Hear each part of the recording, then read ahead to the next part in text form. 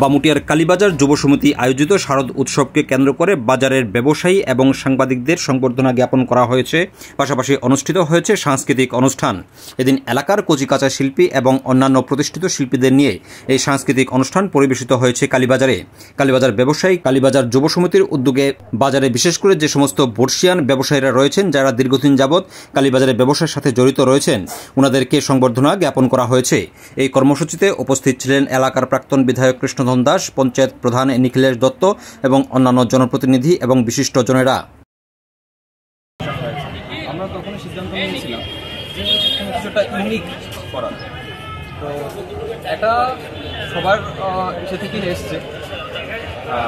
আমরা বাজারে প্রবীণ ব্যবসায়ী যারা দীর্ঘদিন ধরে আমাদের বাজারে ব্যবসা করছে, তৎসঙ্গে যারা দীর্ঘদিন সাংবাদিকের পেশাগত দায়িত্ব পালন করছেন, তাদেরকে আমরা সম্মাননা প্রদান করছি। আমাদের এই এলাকা আমাদের যত সামান্য আয়োজন শুধুমাত্র সম্মাননা আমরা দিতে পেরেছি, বিশেষ কিছু আমরা করতে পারিনি।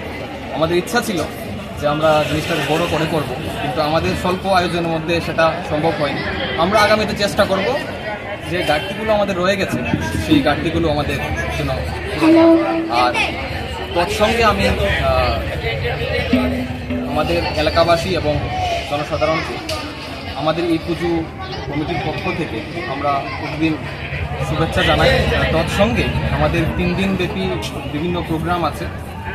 আমাদের আগামীকাল অষ্টমী ভোগ হবে, তো সেই অষ্টমী ভোগের মধ্যে সবাই যেন প্রসাদ গ্রহণ করে, তার জন্য আমরা বিনীতভাবে প্রার্থনা করছি যুব সমিতির পক্ষ থেকে।